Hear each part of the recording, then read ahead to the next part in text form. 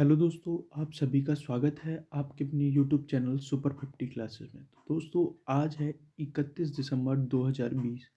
आज हम बात करेंगे 31 दिसंबर 2020 से रिलेटेड कुछ इम्पोर्टेंट करंट अफेयर के प्रश्नों के साथ ही साथ उससे जुड़े हुए कुछ इम्पोर्टेंट फैक्टों की भी हम यहाँ पर बात करेंगे।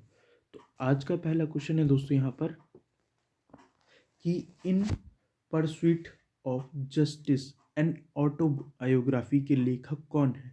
तो कौन है? डॉक्टर रूपाचारी, कैलाश सत्यार्थी, राजेंद्र सच्चर, उपयुक्त में से कोई नहीं। तो दोस्तों, इस पुस्तक के जो लेखक है वह कौन है? पूर्व जस्टिस राजेंद्र सच्चर क्या है इस पुस्तक के लेखक है। यह इनकी ऑटोबायोग्राफी अर्थात आत्मकथा है। ठीक है, तो यह क्या आपके लिए याद रखना। राजेंद्र सच्चर जो थे यह क्या थे? दिल्ली हाई कोर्ट, दिल्ली उच्च न्यायालय के क्या रह चुके हैं? यह न्यायाधीश रह चुके हैं और 2018 में इनकी क्या हुई थी? मृत्यु हो गई थी। इनकी मृत्यु के उपरांत इनकी पुस्तक and pursuit of justice and autobiography की इनके परिवार के जो लोग थे उन्होंने इस पुस्तक को क्या है, इनकी जो पुस्तक थी उसे क्या है, प्रकाशित करवाया है। ठीक है, तो ये क्या है आपके लिए याद रखना है। ये कब तक दोस्तों?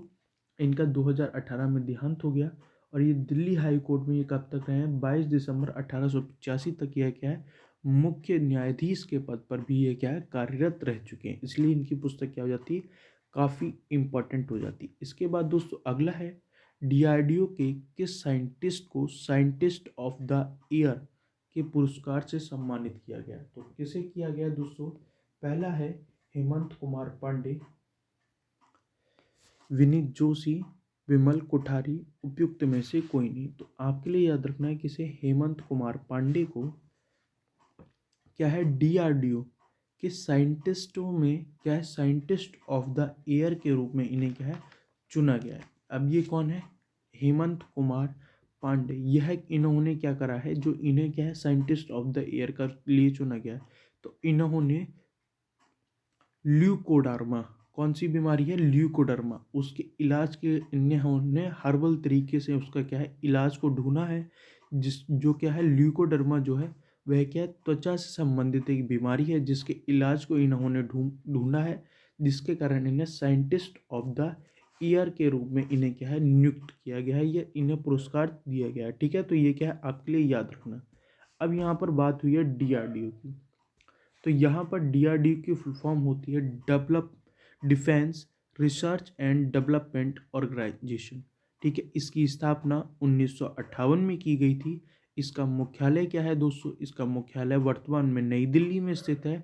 ठीक है, इसका ध्येय वाक्य भी पूछ लिया जाता है, तो इसका ध्येय वाक्य है बलस्य मूलस्य विज्ञानम। ठीक है, क्या है? बलस्य मूलः विज्ञानम, इसका क्या है, जो क्या है इसका उद्देश्य है। इसके अध्यक्ष हैं, ठीक है, जी संजीव रेड्डी इसके क्या है, वर्तमान में अध्यक्ष हैं। और यह जो क्या है, इस जो ये क्या है, किसके मंत्रालय के अंतर्गत आता है? तो ये क्या है, रक्षा मंत्रालय के अंतर्गत इसको क्या है, सम्मिलित किया जाता है। ठीक है, तो यह क्या आपके लिए याद रखना। डिजिटल इंडिया पुरस्कार 2020 से किस राज्य को सम्मानित किया गया? तो किस राज्य को सम्मानित किया गया है? उत्तर प्रदेश, मध्य प्रदेश, बिहार और झारखंड। तो दोस्तों आपके लिए याद रखना है कि डिजिटल इंडिया पुरस्कार 2020 से किस राज्य को सम्मानित किया गया है? तो यह दोस्तों बिहार राज्य को डिजिटल इंडिया पुरस्कार 2020 से सम्मानित किया गया है। अब यहाँ पर ये दिया क्यों गया है? तो इसने क्या करा है, जो बिहार है इसने क्या था, कोविड-19 जो महामारी थी उस दौरान क्या है, इसके जो मनी ट्रांसफ़र का जो योगदान था उसके कारण इसे क्या है, डिजिटल इंडिया पुरस्कार 2020 से सम्मानित किया गया है। ठीक है, इसको क्या है, दो लोगों के साथ सम्मिलित किया गया है। इसे मुख्य जो क्या है, बिहार के मुख्य मंत्री सचिवालय हैं और प्लस कौन है, आपदा प्रबंधन विभाग को, दोनों ही को क्या है मिलाकर यह क्या है, डिजिटल इंडिया पुरस्कार दिया गया। ये किस लिए दिया गया? तो यह बिहार सहायता मोबाइल ऐप के थ्रू जो इन्होंने पैसे की ट्रांसफ़र किया था, एक स्थान से दूसरे स्थान में क्या करा था, पैसे को ट्रांसफ़र आसानी से करने में बिहार गवर्नमेंट का योगदान को देखते हुए डिजिटल इंडिया पुरस्कार 2020 से इसे सम्मानित किया गया। ठीक है, तो ये क्या है आपके लिए याद रखना। अब ये है मैप में बिहार। बिहार का दोस्तों गठन 26 जनवरी 1950 को किया गया था। भाषा दोस्तों यहाँ की है हिंदी। यहाँ की राजधानी है पटना। यहाँ के राज्यपाल आपके लिए याद रखने, ये बहुत ही ज़्यादा इम्पोर्टेंट है, ये आरआरबी एनटीपीसी में अभी पूछे गए हैं अभी हाल ही में। कौन है? फाल्गु चौहान। और मुख्यमंत्री कौन है? नीतीश कुमार। जो क्या है अभी हाल ही में क्या हुए थे, बिहार में इलेक्शन के बाद ये क्या है नियुक्त किए गए हैं। ठीक है, तो ये क्या है आपके लिए याद रखना। बिहार के दोस्तों कुछ टाइगर रिजर्व भी आपके लिए याद रखने हैं। कौन से हैं? जैसे कि आप देखेंगे वाल्मीकि टाइगर रिजर्व। और कौन सा वन्य जीव अभ्यारण्य आपके लिए याद रखना है? बिहार का कैमूर वन्य जीव अभ्यारण्य, जो कहाँ पर है? बिहार में स्थित है। यह भी क्या है आपके लिए याद रखना है। बिहार किस देश के साथ सीमा साझा करता है? तो बिहार क्या है दोस्तों, नेपाल के साथ सीमा साझा करता है। ठीक है, तो ये भी क्या है आपके लिए याद रखना है। इसके बाद दोस्तों अगला क्वेश्चन है, नीतीश गडकरी ने किस राज्य में मल्टी मॉडल कौन सा है दोस्तों? नीतीश गडकरी ने किस राज्य में मल्टी मॉडल लॉजिस्टिक पार्क की स्थापित करने की घोषणा करी है? तो किसने करी है दोस्तों? नीतीश गडकरी ने। किस राज्य में? अरुणाचल प्रदेश, असम, मेघालय, मिजोरम और त्रिपुरा। तो दोस्तों इन्होंने किस राज्य में की है? तो यह दोस्तों इन्होंने क्या है असम राज्य में क्या है इन्होंने मल्टी मॉडल लॉजिस्टिक पार्क की स्थापना की इन्होंने घोषणा करी है। अब नितिन गडकरी कौन से मंत्रालय से संबंधित है? तो यह केंद्रीय सड़क परिवहन एवं राजमार्ग मंत्रालय से ये क्या है संबंधित है। ठीक है, तो ये क्या है नितिन गडकरी के बारे में आपके लिए याद रखना। ठीक है, इसके बाद देखो ये है दोस्तों मैप में असम। असम का गठन 26 जनवरी 1960 को असम राज्य का गठन किया गया। यहाँ की राजधानी की बात करें तो यहाँ की राजधानी है दिसपुर और भाषा है यहाँ की असमिया। ठीक है, राज्यपाल कौन है? जगदीश मुखी। और मुख्यमंत्री हैं सर्बानंद सोनोवाल, यहाँ के क्या है मुख्यमंत्री हैं। ठीक है, तो ये क्या है आपके लिए याद रखना। इसके बाद दोस्तों आपके लिए याद रखना है कि यहाँ के प्रमुख लोक नृत्य कौन से हैं? तो कौन कौन से हैं? बिहू, बिछुआ, झूमर, नटराज पूजा महारास, ठीक है, खेल गोपाल। ठीक है, ये यहाँ के क्या है प्रमुख लोक नृत्य हैं। यहाँ के आपके लिए दो क्या है राष्ट्रीय उद्यान भी याद रखने। कौन कौन से? मानस और काजीरंगा।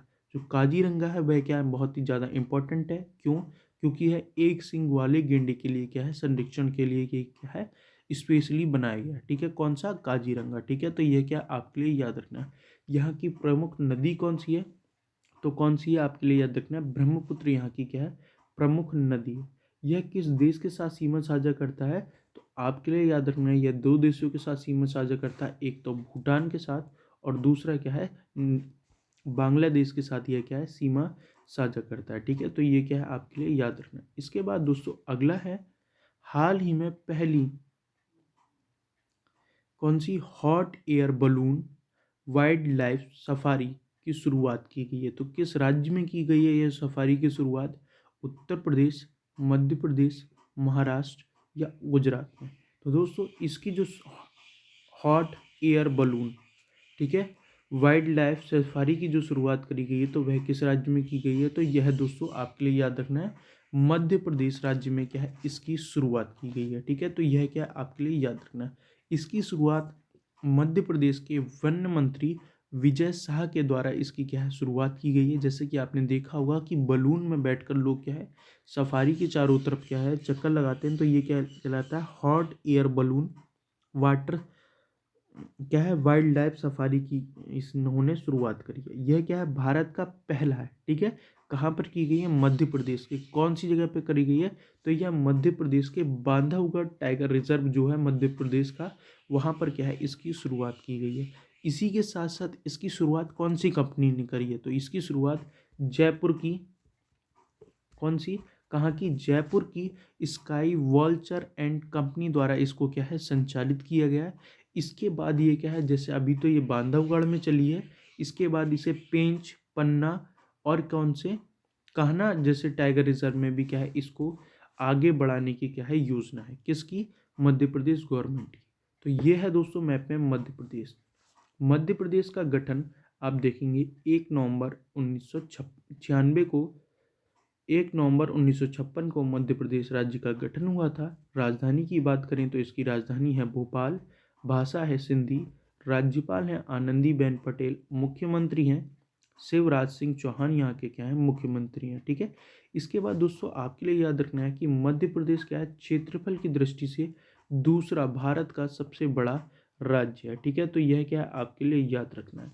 इसके बाद दोस्तों अगला हमारा है स्काई रूस युद्धाभ्यास किन किन देशों के मध्य होगा। तो किन किन देशों के मध्य होगा? भारत रूस, Bharat France, Bharat America, Bharat Vietnam.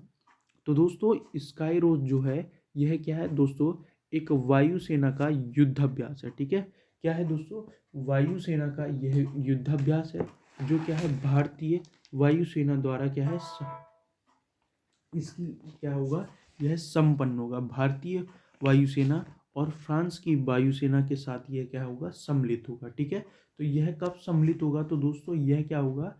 जनवरी के तीसरे सप्ताह में इसको क्या है सम्मिलित किया जाएगा। ठीक है, तो ये भी क्या है आपके लिए याद रखना है, क्योंकि हमने क्या है यह युद्धाभ्यास है और किससे लिया है तो आपके लिए याद रखना है। तो जैसे कि हम आप सभी को पता है कि भारत ने फ्रांस से कौन से विमान खरीदे हैं? तो राफेल विमानों को क्या करा था? आयात करा था, जो क्या है काफ़ी इंपॉर्टेंट है। ये पूछा जाता है कि भारत ने किस देश से राफेल विमानों का आयात किया था। ठीक है, तो किससे करा था? फ्रांस से। और उन्हीं के साथ इसमें क्या होगा? एक जो फरवरी है उसके तीसरे सप्ताह में ये क्या होगा? युद्धाभ्यास होगा। कहाँ पर होगा? तो यह कहाँ पर होगा? जोधपुर में क्या होगा? इसका युद्धाभ्यास संपन्न होगा। ठीक है, तो ये भी क्या है आपके लिए याद रखना। अब देखो ये क्या है वायुसेना से संबंधित है, तो आपके लिए याद रखना है कि वायुसेना अध्यक्ष कौन है? तो वह कौन है? Air chief marshal RKS Bhadauria हैं। अब ये कौन से नंबर के हैं? तो ये क्या है 26वें नंबर के क्या है वायुसेना अध्यक्ष हैं। ठीक है, ये भी क्या है आपके लिए याद रखना। अब किन किन के देशों के साथ होगा? तो भारत का फ्रांस के साथ ये क्या होगा? युद्धाभ्यास होगा। अब देखो ये है मैप में, आप देख पा रहे होगे ये है मैप में फ्रांस।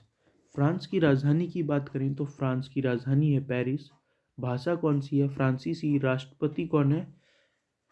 एनगा मूलेन। मैक्रोन यहाँ के क्या है? ठीक है, राष्ट्रपति हैं। प्रधानमंत्री की बात करें तो एडवर्ड फिलिप यहाँ के क्या है?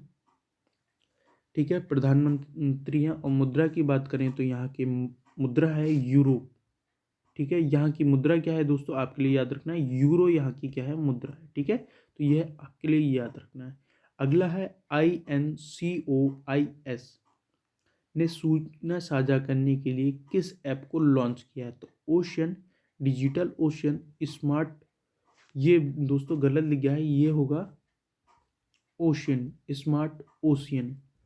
ठीक है, कौन सा है? Smart ocean. उपयुक्त में से कोई नहीं।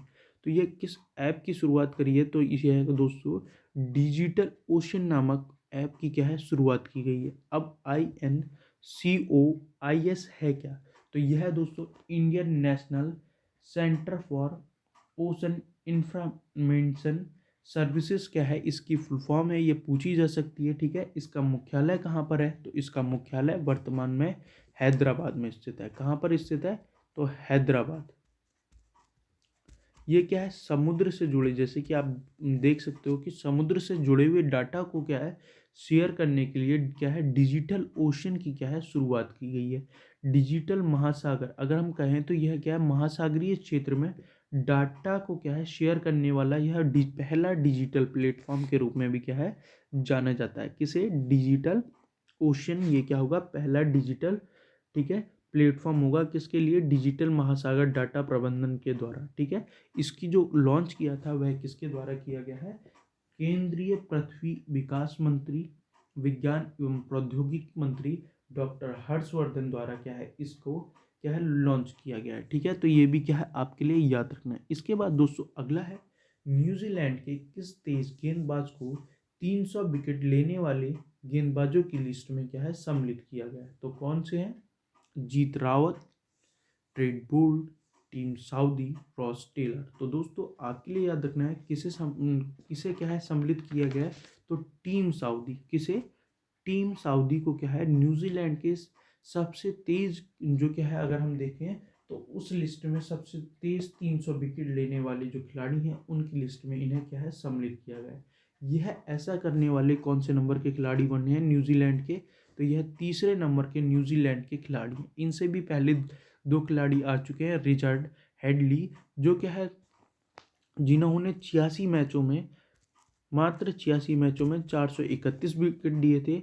इसके बाद कौन आते हैं, विक्टोरी जो क्या है उन्होंने 112 मैचों में 361 विकेट दिए और तीसरे नंबर पर यह आते हैं जो वर्तमान में अभी इन्होंने क्या है 300 विकेट हासिल किए हैं। ठीक है, तो यह क्या आपके लिए याद रखना, 300 विकेट लेने वालों की सूची में कौन सम्मिलित किया, किसे सम्मिलित किया गया है, तो टीम सऊदी को क्या है सम्मिलित करा गया। अब ये किस देश के लिए खेलते हैं, तो ये खेलते हैं न्यूजीलैंड के लिए। तो न्यूजीलैंड की बात कर लेते हैं, तो न्यूजीलैंड की राजधानी है वेलिंगटन। यहाँ की क्वीन है एलिजाबेथ द्वितीय, यहाँ की क्या है महारानी के रूप में जाने जाता है। गवर्नर जनरल है डैम पैट्सी रेड्डी, यहाँ के क्या है, ठीक है, गवर्नर जनरल है। प्रधानमंत्री की बात करें तो जैसिंडा अर्नेड यहाँ के क्या है प्रधानमंत्री हैं। मुद्रा यहाँ की है डॉलर और भारत के राजदूत के रूप में यहाँ पर है मुक्तेश कुमार परदेसी, यहाँ के क्या है भारत पर के राजदूत के रूप में नियुक्त हैं। कहाँ पर, न्यूजीलैंड में। तो ये हमने देखा न्यूजीलैंड के बारे में बेसिक जानकारी। इसके बाद दोस्तों अगला है भारत का पहला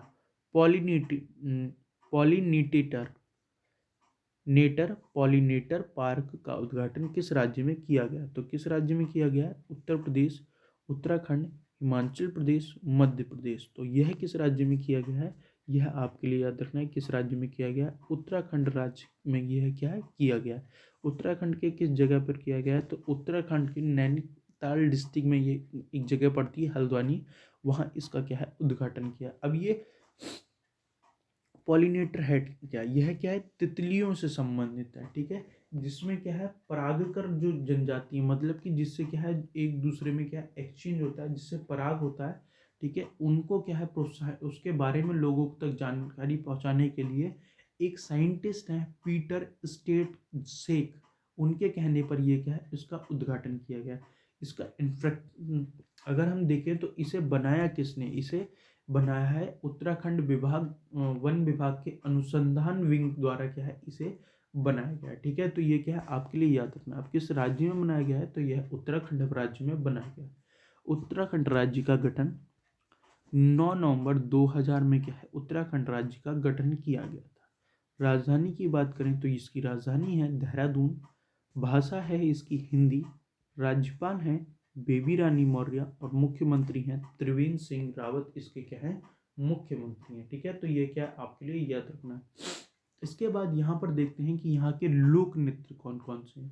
तो यहाँ के लोक नृत्य हैं गढ़वाली, कुमाऊं, झोरा, चपारी, कजरी और रासलीला, यहाँ के क्या है प्रमुख लोक नृत्य। यहाँ के राष्ट्रीय उद्यान की बात करूँ तो यहाँ पर 3 प्रमुखता राष्ट्रीय उद्यान हम देखते हैं जो आपके लिए याद रखना है। पहला जिम कॉर्बेट नेशनल पार्क, राजा जी नेशनल पार्क और नंदा देवी क्या है नेशनल पार्क आपके लिए याद रखना है। फूलों की घाटी भी है पर वह इतना इम्पोर्टेंट नहीं है क्योंकि वो सभी को पता है कि फूलों की घाटी उत्तराखंड में, तो जिसमें से जिम कॉर्बेट जो क्या है पहला क्या है नेशनल पार्क के रूप में भी क्या है जाना जाता है किसे, जिम कॉर्बेट नेशनल पार्क को। ठीक है, तो ये था उत्तराखंड से रिलेटेड कुछ इंपॉर्टेंट फैक्ट्स। और ये आपके लिए याद रखना है उत्तराखंड है वह क्या है 2 देशों के साथ सीमा साझा करता है, पहला चीन और दूसरा क्या है नेपाल के साथ यह क्या है सीमा साझा करता है। ठीक है, तो यह क्या है आपके लिए याद रखना।